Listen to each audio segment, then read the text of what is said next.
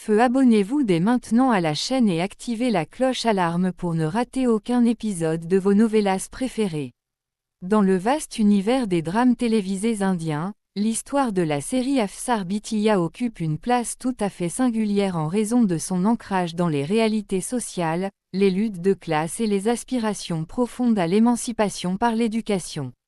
Au cœur de cette trame captivante se trouve Krishna, une jeune femme d'une détermination sans faille dont le rêve absolu est de briser les chaînes de la pauvreté et des préjugés sociaux en devenant un haut fonctionnaire du gouvernement, plus précisément un officier de développement de bloc.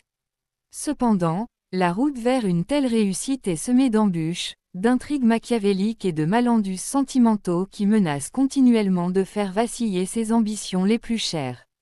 Dans cet épisode particulièrement intense et charnière, la tension atteint un sommet inédit, oscillant entre des affrontements physiques inattendus dans l'obscurité d'un cinéma et des complots de l'ombre orchestrés dans les couloirs du pouvoir local. L'histoire débute dans une atmosphère qui semble au premier abord légère et festive, mais qui porte déjà en elle les germes d'une confrontation inévitable. La famille de Krishna décide d'accorder un moment de détente à la jeune femme en l'emmenant assister à une projection cinématographique en ville.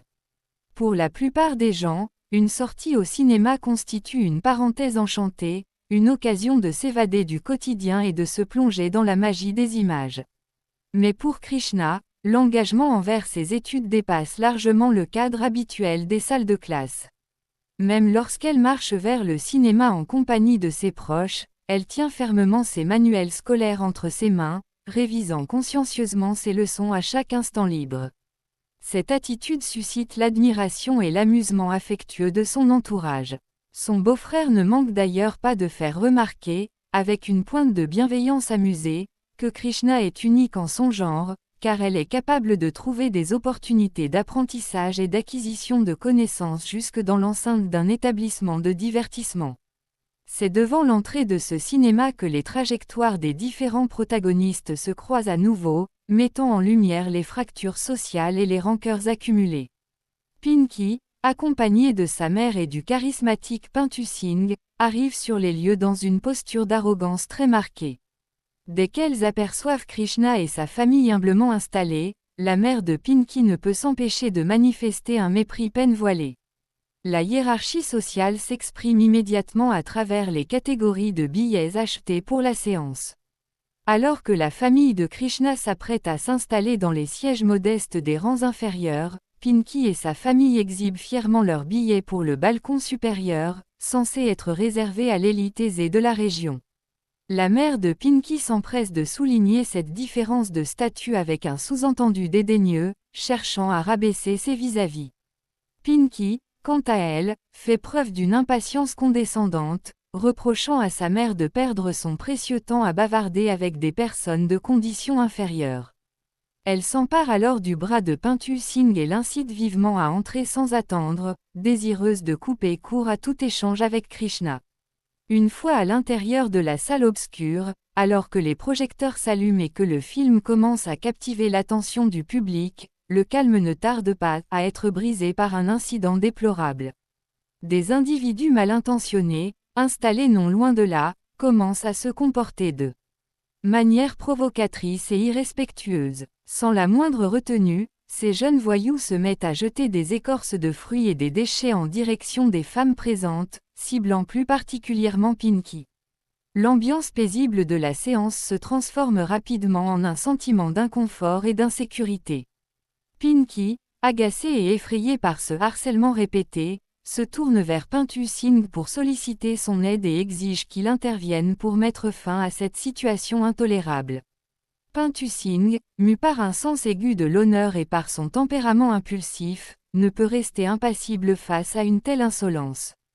Estimant que ces individus ont dépassé toutes les limites du raisonnable et qu'il est nécessaire de leur donner une leçon mémorable, il se lève brusquement pour les affronter. Une altération verbale d'une grande violence éclate immédiatement entre Pintu et le groupe de trublions. Les insultes fusent, l'atmosphère devient électrique et l'affrontement se transforme très vite en une bagarre physique brutale au milieu des fauteuils du cinéma. Les coups s'échangent dans la cohue, provoquant un vent de panique parmi les spectateurs venus simplement profiter d'un moment de divertissement. Cependant, le geste de protection de Pintu Singh ne suscite pas l'approbation générale attendue. Les spectateurs environnants, exaspérés par la violence qui gâche la projection, commencent à exprimer haut et fort leur mécontentement. Beaucoup de gens dans la salle reconnaissent en Pintu le fils du puissant et redouté Tintin Singh, un homme influent connu pour ses méthodes expéditives. Rapidement, des voix s'élèvent dans le public pour condamner ce qu'ils perçoivent comme un acte de tyrannie arbitraire. Certains spectateurs affirment ouvertement que parce que Pintu appartient à une famille riche et puissante, il se croit tout permis et s'imagine pouvoir tabasser n'importe qui en toute impunité. Pour la foule indignée, Pintu apparaît alors non pas comme un défenseur chevaleresque, mais comme un fauteur de troubles usant de sa force physique de manière injustifiée. C'est à cet instant précis que Krishna, témoin de toute la scène et incapable de tolérer qu'une injustice soit commise sous ses yeux, décide d'intervenir courageusement. Elle sait pertinemment que Pintu n'a agi que pour défendre la dignité des femmes victimes de harcèlement. Bravant le regard des approbateurs de la foule et bravant les conventions, Krishna prend publiquement la parole au milieu du chaos. D'une voix ferme et assurée, elle s'adresse à l'Assemblée pour rétablir la vérité des faits. Elle explique haut et fort que la réaction de Pintu était entièrement légitime et justifiée, car il n'a fait que riposter face à l'attitude vulgaire et provocatrice de voyous sans scrupules. Krishna insiste sur le fait que si quelqu'un doit être expulsé de la salle de cinéma, ce ne doit en aucun cas être Pintu, mais bel et bien les véritables instigateurs de ce harcèlement. Pourtant, au lieu d'accueillir ce soutien passionné avec gratitude ou soulagement, Pintu Singh réagit d'une manière totalement inattendue et profondément blessante. Touché dans son orgueil masculin et perturbé par la complexité de ses sentiments envers Krishna, il rejette catégoriquement son aide. Se retournant vers elle avec un regard glacial et un ton teinté de fierté blessée, il lui rétorque sèchement qu'il n'a absolument pas besoin de son assistance ou de sa défense, affirmant haut et fort qu'il est parfaitement capable de régler ses propres comptes et de se protéger lui-même sans que quiconque n'ait à s'en mêler. Cette réplique cassante laisse Krishna sous le choc, instaurant une distance émotionnelle glaciale entre eux deux, alors même qu'elle venait de prendre d'énormes risques pour sauver sa réputation devant tout le monde. La situation dans la salle de cinéma trouve finalement son dénouement avec l'arrivée des responsables de l'établissement et des forces de l'ordre. Les agents de sécurité rétablissent le calme en arrêtant les jeunes fauteurs de troubles et en les remettant entre les mains de la police pour qu'ils répondent de leurs actes. Malgré cette résolution, la mère de Pinky profite une fois de plus de l'occasion pour faire étalage de sa condescendance. Avec un mépris affirmé, elle déclare que des personnes de leur rang social, raffinées et fortunées, ne devraient jamais mettre les pieds dans des cinémas de seconde zone aussi populaires et mal fréquentés, avant d'inciter sa fille et Pintu à quitter les lieux sans plus attendre. Pendant que ce drame éclate dans la salle de cinéma, une intrigue bien plus sombre et pernicieuse se noue en arrière-plan, menaçant directement l'avenir professionnel et personnel de Krishna. Bihari Babu, mu par une jalousie maladive et par le désir viscéral de voir sa propre fille Pinky réussir au détriment de Krishna, orchestre une machination machiavélique. Il se rend auprès d'un haut responsable administratif, l'officier exécutif du district, qui se trouve également être un membre influent du jury de sélection pour le concours extrêmement convoité d'officiers de développement de bloc. Bihari Babu aborde le haut fonctionnaire avec une hypocrisie consommée. Prétendant agir au nom de la vérité et de la justice, il commence par exprimer son profond respect pour l'intégrité de l'officier. Puis, de manière très calculée, il amène la conversation sur le concours à venir et mentionne que sa propre nièce, Krishna, figure parmi les candidates. C'est alors qu'il décoche sa flèche empoisonnée. Avec un air faussement désolé, Bihari accuse ouvertement le père de Krishna, Vidyapati, d'avoir recouru à des pratiques frauduleuses d'une gravité extrême pour favoriser sa fille. Il affirme catégoriquement que Krishna n'a jamais obtenu légitimement son diplôme de fin d'études secondaires et qu'elle ne possède aucun bagage académique réel.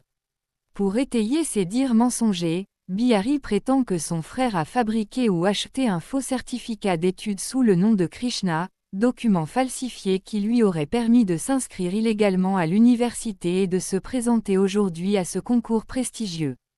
Pour parachever son piège diabolique, Bihari Babu sort de sa pochette le faux certificat matriculaire qu'il a lui-même fait fabriquer de toutes pièces à l'insu de Krishna et de son père. Il remet ce document falsifié directement entre les mains du fonctionnaire du district comme étant la preuve irréfutable de la prétendue fraude de la jeune femme. Face à des révélations d'une telle gravité et en voyant le document sous ses yeux, l'officier de district tombe à pieds joints dans le piège. Profondément indigné par ce qu'il considère comme une insulte à l'administration et une tentative de corruption intolérable, le fonctionnaire prend une décision radicale. Il promet solennellement à Bihari d'enfermer ce faux certificat dans ses dossiers et d'attendre le jour même de l'entretien de sélection. Lors de cette épreuve orale, devant l'ensemble des membres du jury, il compte confondre Krishna publiquement et la faire arrêter sur le champ par la police pour usage de faux et tentative de fraude envers l'État. Submergé par une joie mauvaise et un sentiment de triomphe prématuré, Bihari Babu quitte le bureau de l'officier en ayant le sentiment d'avoir porté un coup fatal aux aspirations de sa nièce. Pour lui, le sort de Krishna est désormais scellé. Au lieu d'accéder au rang prestigieux d'officier de développement de bloc, la jeune femme finira derrière les barreaux, déshonorée et brisée à jamais.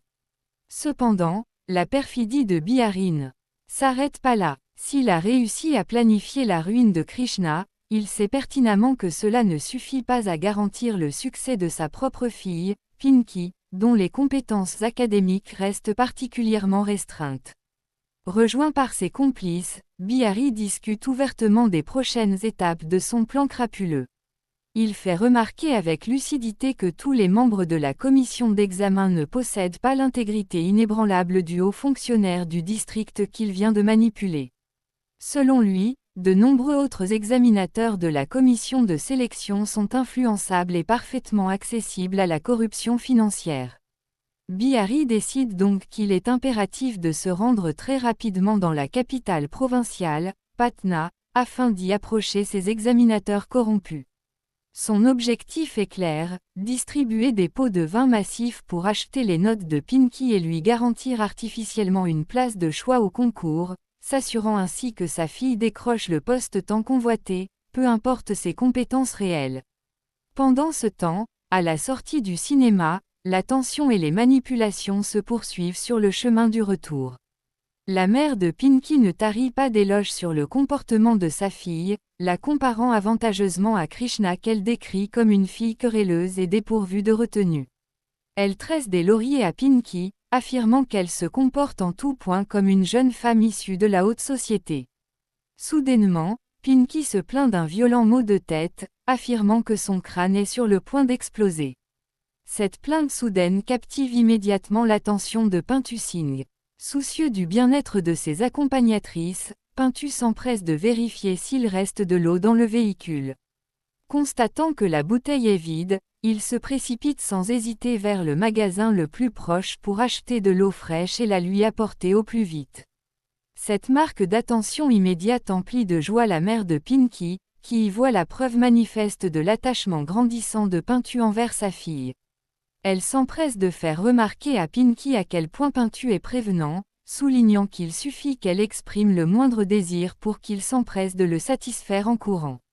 Dans l'esprit de la mère de Pinky, la perspective de voir sa fille épouser Pintu Singh et s'allier ainsi à une famille aussi puissante que celle de Tintin Singh devient de plus en plus concrète, consolidant leurs ambitions sociales et politiques à l'approche des prochaines échéances électorales.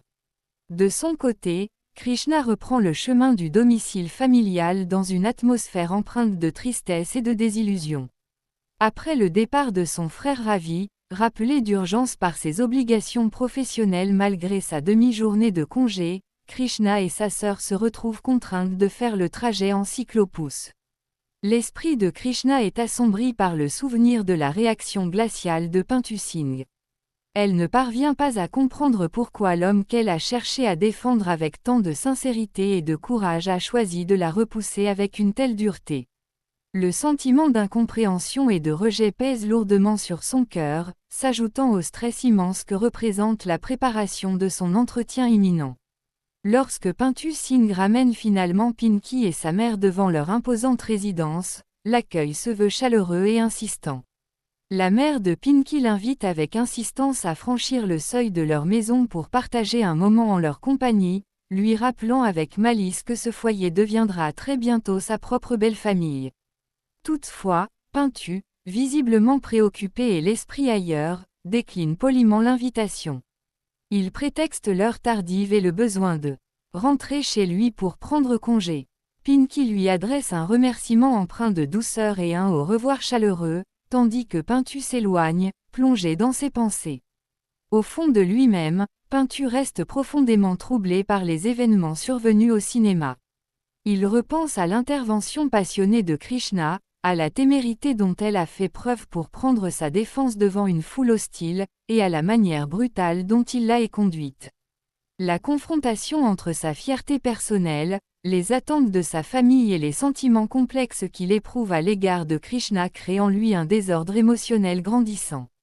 Il sait que Krishna est une personne d'une droiture exceptionnelle, mais la pression sociale et les malentendus successifs ne cessent de dresser un mur invisible entre eux. Ainsi s'achève cet épisode riche en rebondissements et en émotions intenses, laissant planer une ombre menaçante sur l'avenir des protagonistes. D'un côté, Krishna, totalement ignorante du terrible piège qui vient d'être refermé sur elle par son propre oncle, continue de préparer avec ferveur l'entretien qui doit concrétiser le rêve de toute sa vie. De l'autre côté, les forces de la corruption et de la jalousie s'organisent méthodiquement, de la machination du faux certificat à la tentative de briberie généralisée à Patna, dans le seul but de briser son ascension. Enfin, sur le plan sentimental, le fossé de malentendus et de fierté blessée qui s'est creusé entre Krishna et Pintu Singh s'élargit encore davantage, laissant planer le doute sur la capacité de leur lien à survivre aux tempêtes à venir. L'étau se resserre inévitablement autour de Krishna, promettant des affrontements futurs d'une dramaticité et d'une intensité émotionnelle hors du commun.